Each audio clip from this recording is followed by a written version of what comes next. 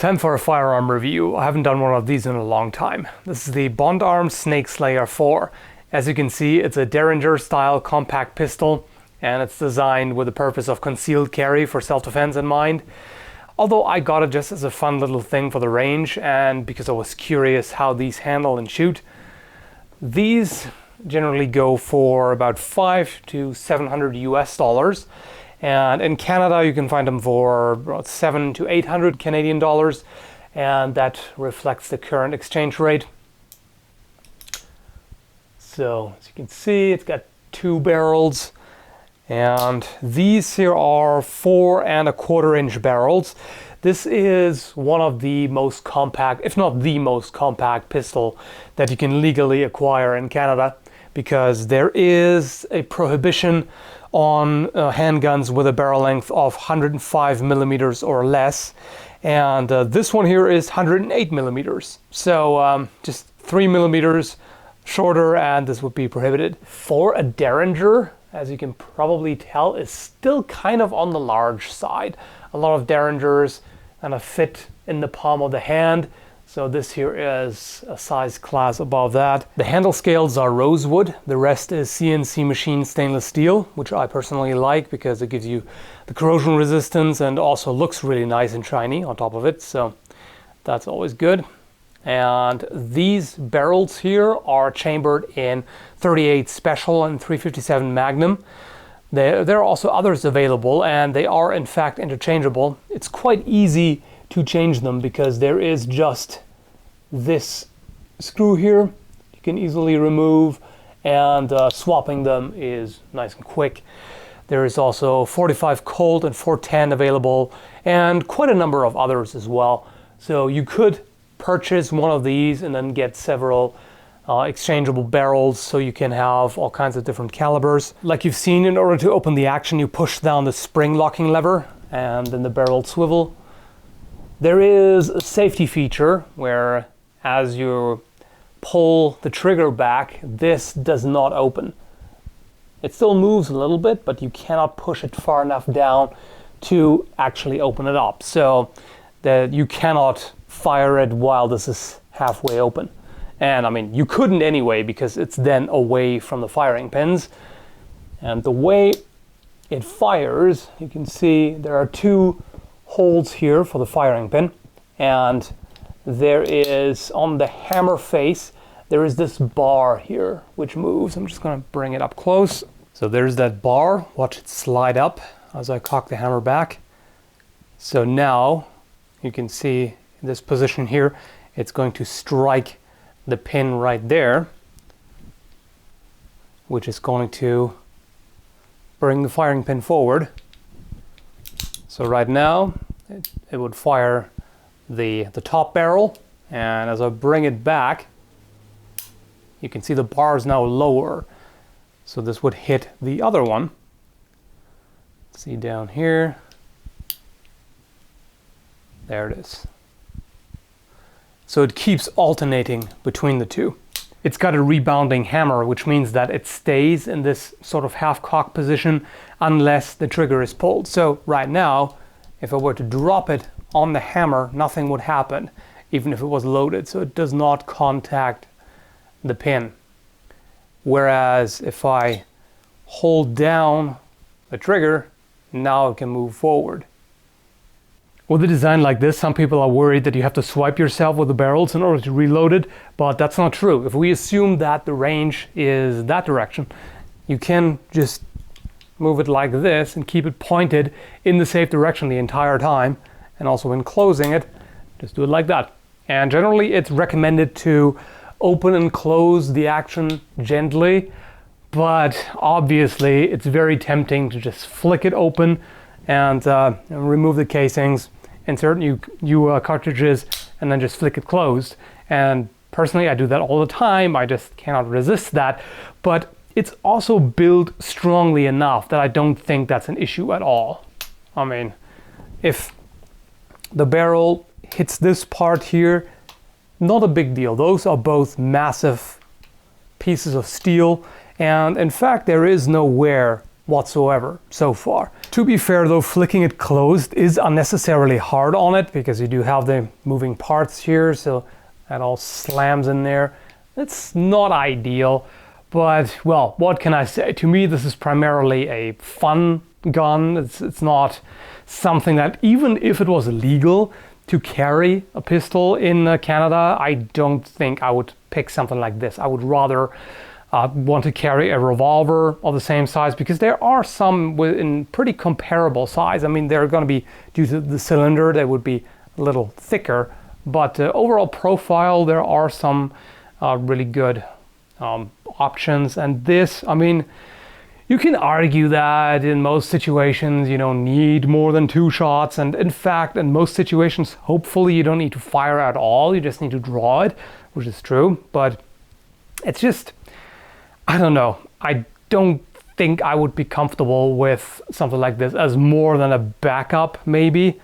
But you know, there are different philosophies about what you carry and everything, so different people have different ideas. And of course also you have to keep in mind that I may not have the most well-informed opinion here, because I've never lived in a place that allows concealed carry of firearms, so I don't know exactly what it's like to carry something. This is nicely compact. You can have it on your belt or even in the pocket maybe, so it may be more comfortable than some other options, but I can't say for sure. As you can imagine, it's not the quickest thing you can have. Also, considering that if you do have to reload, unfortunately there's just an extractor, it's not an ejector, so this pushes the cases out a little bit. But I also noticed that the spring here is kind of weak. I don't know if it's just on this one. Also keep in mind this is an older version. The newer ones have somewhat differently designed trigger. I'll get to the trigger in a moment. Sometimes it's a bit finicky to remove the spent brass, and that's not quite ideal. I would really like if this had an ejector. That would make things much easier. Okay, so onto the trigger pull. I'm not a fan of the trigger, I have to say, because it pivots in a different way than most firearms. Like generally, most firearms, you pull it straight back. I mean, that's the intuitive thing. That's what you expect. In this case, it does not go straight back, but it really goes down, as you can probably see right there. So this makes it a little awkward. If you're used to other pistols, and let me just be paranoid about checking it once again. If you're used to other pistols and you want to pull straight back, this feels like it's a really heavy trigger pull. But when you get used to actually pulling down as well as back, it's far better. It's nowhere near as heavy as it seemed at first. But I think pulling down is really awkward. I bet this is personal preference, but to me it just, I don't know, it just kind of bothers me. And also, I don't like the fact that you introduce a downward motion.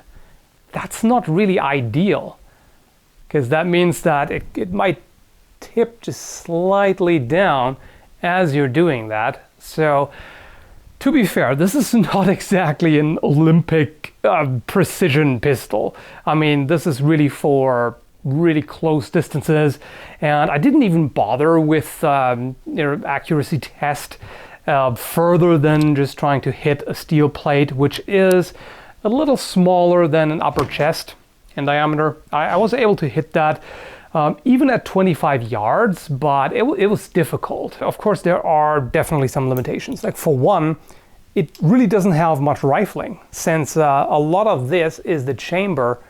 There's really only, I think it was 1.5 inches of actual rifling. So it doesn't do a whole lot to stabilize the bullet. I've seen other people test it, and they've had keyholing at certain distances.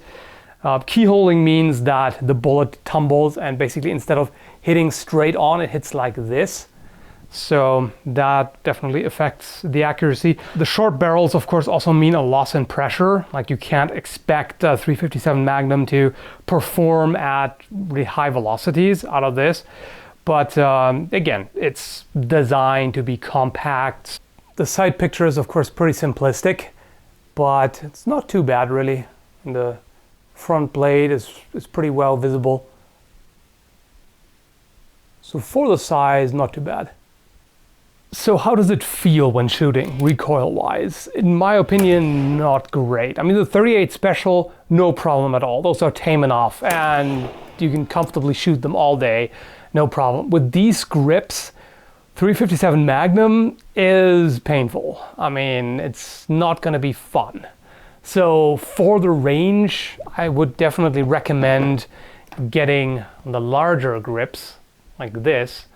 At first, I didn't really like these aftermarket grips because they are extremely bulky, but it does make sense. This, of course, gives you a much better grip on the gun. It also makes it larger and bulkier, but in my opinion, it's worth it if you're gonna shoot, say, hot 357 Magnum loads or 45 Colt.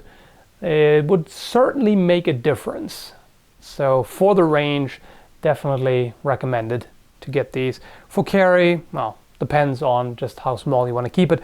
But there are also far smaller derringers offered by Bond Arms, and one of them has a rubber grip. So overall, what do I think of the Snake Slayer? As said, for me, this is primarily a fun gun. Even if I was allowed to carry a firearm for self-defense legally, I probably wouldn't pick this. I'd rather have something with a capacity of at least 5 or 6 rounds. And also it being single action, that just adds an additional step. You have to draw it and then you have to cock the hammer, then you're ready. So double action, there's definitely something to be said about that for self-defense. And also the sights, it would be nice to have interchangeable sights, like for example, have fiber optic sights and things like that. And of course, you know, reload is also going to be kind of a hassle with this. So like if it had ejectors, it would be a lot easier. As it is, it's basically 2 shots and you're done. So it's not quick reload whatsoever. However, what does make sense is if you live in snake country and you have the 45 Colt and 410 version, just loading some 410 birdshot shells in there, and that would be pretty effective. I mean, sure, there are of course other ways of avoiding ideally or defending yourself against snakes. I don't think it's that big of a deal for the most part. Like you have to shoot them, I don't think so. But then again, I probably shouldn't say anything because I've never lived in a place which has a lot of venomous snakes. So yeah, if you think you need it for that, then having 410 shot shells in a small package does make sense. And also what I do have to say is that the quality, how it's manufactured, is quite remarkable. It has a really tight lockup, and the way everything is shaped, it's all nice and crisp. And it's a really strong lockup. The safety features that are present do actually make sense. In a lot of firearms, there are pointless safeties that you really don't need. And if you're not a fan of the crossbolt safety, I mean, you really don't have to use it. And it's fairly stiff, so this is not going to come on its own. And otherwise, the other safety features make a lot of practical sense. So it is well designed for sure, and it's certainly well made. It's just, you know, whether or not you agree with the overall concept, that's a different story. Personally, I'm probably not going to keep it for very long because this was one of those cases where, as I said, I was curious, I wanted to try it out, and well, my curiosity is satisfied now, and this is something that is nice to have fun with at the range, especially with the action, you know, even though I shouldn't really do that, but it is fun. But I'll probably get something else eventually. But overall, I don't regret having tried it out. So that's definitely what I can say. Anyway, and hopefully you also did not regret clicking on the video. In any case, thanks for watching.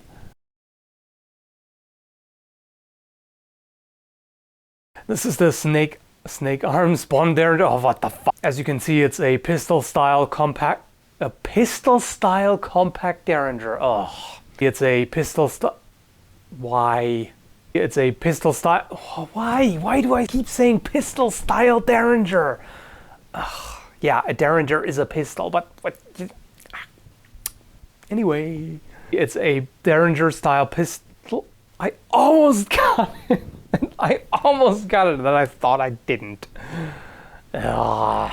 This is the Bondarm Slake Snayer? The Bondarm Naysayer, yeah, exactly. This is the Bondarms, yeah, words. Designed with the purpose of self-defense. Why is this difficult? It really shouldn't be difficult. But talking is, apparently.